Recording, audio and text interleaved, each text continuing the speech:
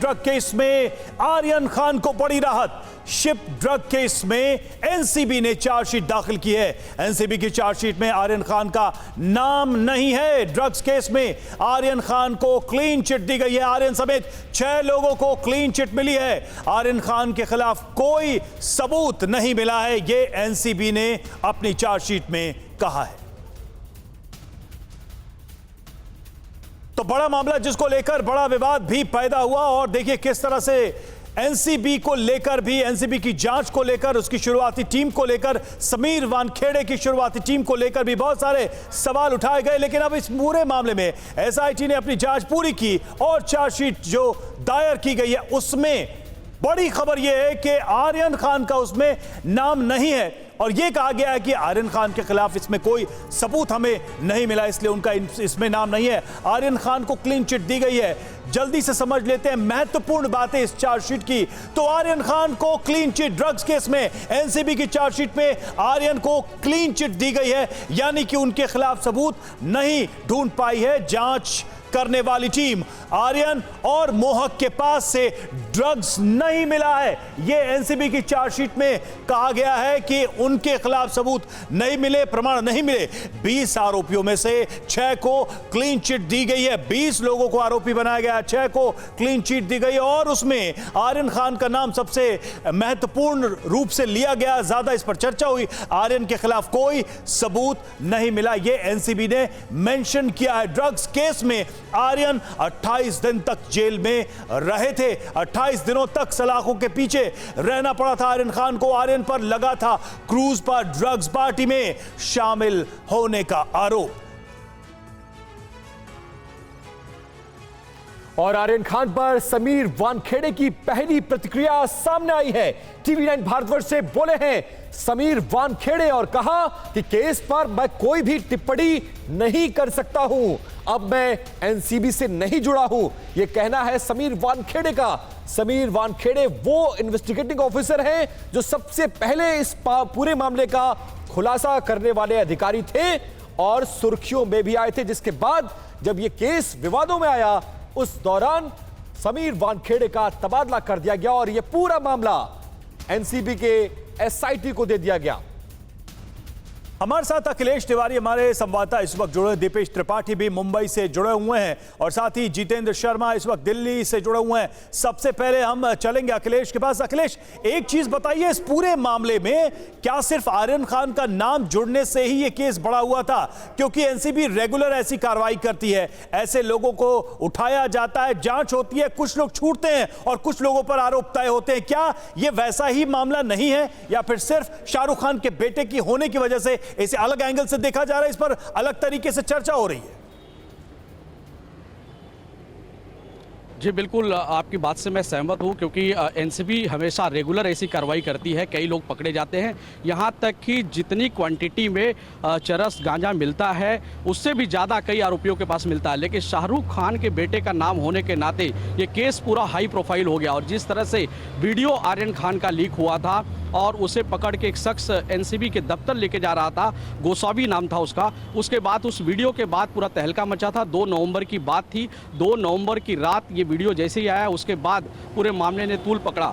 हालांकि आर्यन खान को लेकर बाद में समीर वानखेड़े जो जांच अधिकारी थे वो घेरे में आए, और वहीं से जो एनसीबी के प्रवक्ता थे नवाब मलिक लगातार अटैक कर रहे थे समीर वानखेड़े पर। और अखिलेश और तमाम लोगों ने इस जांच पर, इस कार्रवाई पर सवाल उठाया था, और इसीलिए ये पूरा मामला चर्चा में आया था, और इसको लेकर बाकायदा कई विवाद भी खड़े हो गए थे। जितेंद्र शर्मा जो दिल्ली से लगातार इस पूरे केस पर शुरुआत से नजर बनाए हुए हैं। जितेंद्र, मुझे वो दिन और वो मीडिया रिपोर्ट्स याद आ रही हैं जिसमें ये आज के 3 महीने पहले ही ये दावा कर दिया गया था कि एनसीबी जो चार्जशीट प्रिपेयर कर रही है उसमें आर्यन खान का नाम नहीं है, लेकिन तब एसआईटी के चीफ सामने आए थे और मीडिया रिपोर्ट्स को उन्होंने खारिज कर दिया। लेकिन आखिरकार वही मीडिया रिपोर्ट सच साबित हुई जिसको कुछ महीने पहले इस पूरे मामले में एसआईटी चीफ खारिज कर रहे थे। जी बिल्कुल, देखिए विपिन, इसको समझने की कोशिश करेंगे शुरुआत से। देखिए 2 अक्टूबर को पिछले साल ये रेड पड़ी थी क्रूज के ऊपर, जिसमें से बताया जाता है कि तकरीबन 5 लोग ऐसे थे जो कि पोर्ट से गिरफ्तार किए गए थे। इसके अलावा 3 लोगों को गिरफ्तार किया गया था क्रूज के अंदर से। उस वक्त Sameer Wankhede joint director NCB थे मुंबई के, उन्होंने खुद इस रेड को लीड किया था और उस वक्त आपको याद होगा बाकायदा ये भी दावा किया गया था एनसीबी की तरफ से कि जो बरामद की हुई है उसको लेकर कुछ कई पंच भी बनाए गए हैं, जिसमें से 4 या 5 पंचों के बाकायदा नाम सामने आए थे, उनके बयान भी मीडिया रिपोर्ट्स के अंदर चले थे। यानी कि जो विटनेस थे उनके सामने दावा किया गया था कि ड्रग्स वहां से बरामद की गई है, आर्यन खान का नाम उसके अंदर शामिल था। लेकिन उसके बाद जैसे जैसे जांच आगे बढ़ी, समीर वानखेड़े जो कि इस पूरी जांच को लीड कर रहे थे, उन्हीं के ऊपर सवाल खड़े होने शुरू हो गए थे, जिसके बाद आपको याद होगा 6 नवंबर साल 2021 को इस पूरे मामले की जो तफ्तीश है वो बदल दी गई। समीर वानखेड़े को जांच से हटा दिया गया और उसके बाद संजय कुमार सिंह को इस पूरे मामले की तफ्तीश सौंपी गई, जो कि डीडीजी ऑपरेशन थे। उन्होंने मामले की तफ्तीश आगे शुरू की।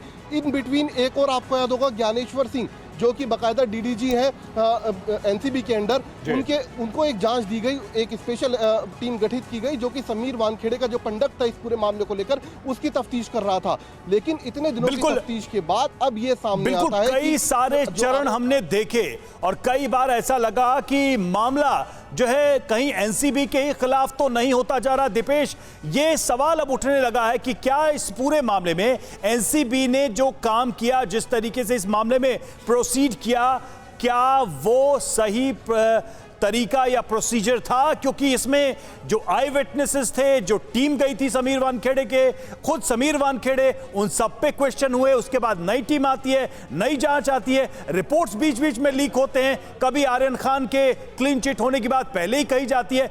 क्या ये जो सीक्रेसी और ट्रांसपेरेंसी है, ये दोनों एनसीबी के कार्यप्रणाली के इस केस में क्वेश्चन में नहीं आ जाते हैं?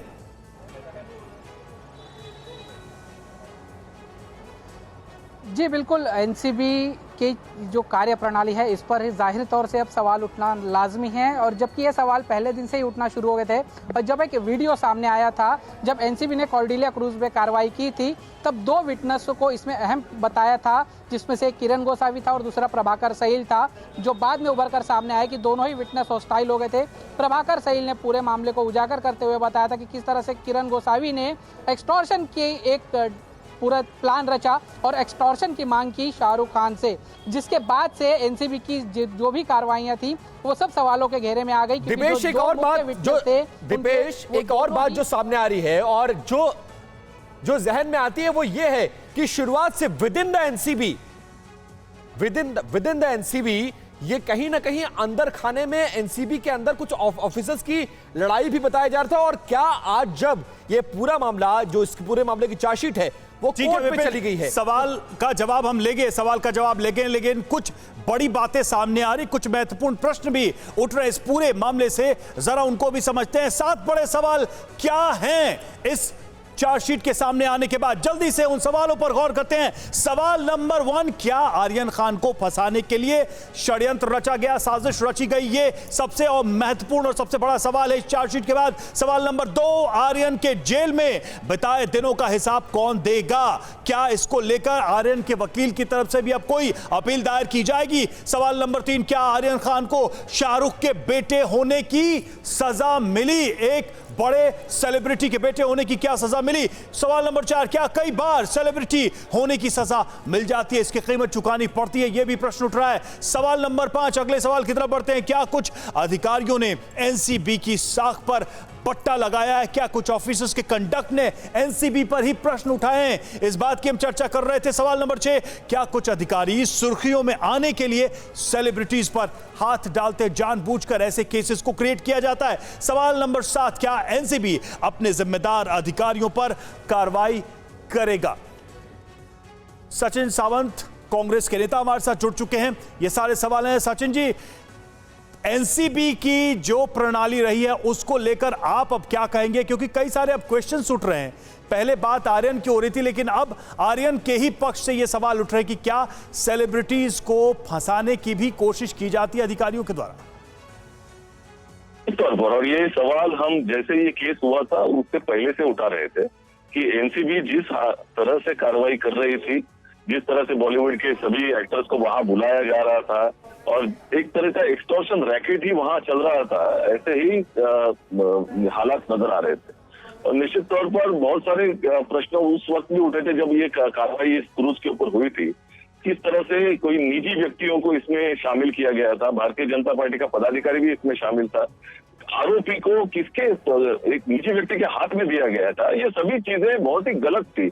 और मैं ये समझता हूँ कि एनसीबी के जो भी बाद में कमेटी भी बैठी थी, उनको भी उनके सामने भी आया था कि जिस तरह से ये कार्रवाई की गई थी वो एनसीबी के हैंडबुक में दर्ज नहीं है, गलत है।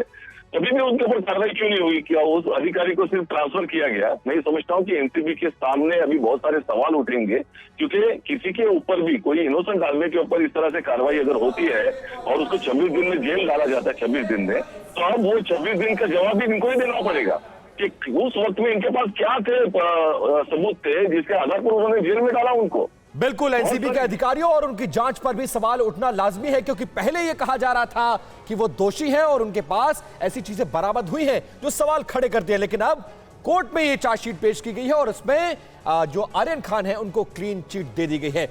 परवाह देश की, सोमवार से शुक्रवार रात 10 बजे TV9 भारतवर्ष पर।